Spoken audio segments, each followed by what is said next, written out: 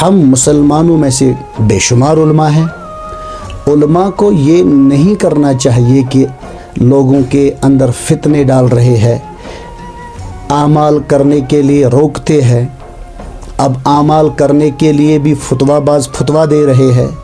بھائی لوگوں کو اعمال کرنے کا جذبہ پیدا کرو، لوگوں کے دلوں میں یہ ولولہ، یہ محبت، یہ شوق، یہ جذبہ پیدا کرو کہ لوگ زیادہ زیادہ اعمال کریں، لوگ زیادہ زیادہ نوافل پڑھیں، لوگ زیادہ زیادہ صدقہ کریں، لوگ زیادہ زیادہ خیرات کریں، لوگ زیادہ زیادہ اللہ کی عبادت کریں، اللہ کی ذکر کریں. اور اللہ کے قرب جو ہوتا ہے، نزدیکی جو ہوتی ہے، وہ ذکر کرنے سے ہوتی ہے، عبادت کرنے سے ہوتی ہے، نوافل پڑھنے سے ہوتی ہے، روزے رکھنے سے ہوتی ہے.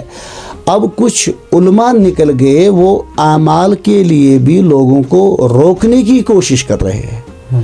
تو مجھے لگ رہا ہے ایسے علماء جو ہے مسلمانوں کے اندر، ایسے علماء جو بھی ہے، یا ان کا ذہن کچھ گھٹیا ہو گیا، یا انہیں کچھ پڑھایا جاتا ہے، یا انہیں کچھ اور کوئی پروپیگنڈا بنانا چاہتے ہیں وہ لوگ.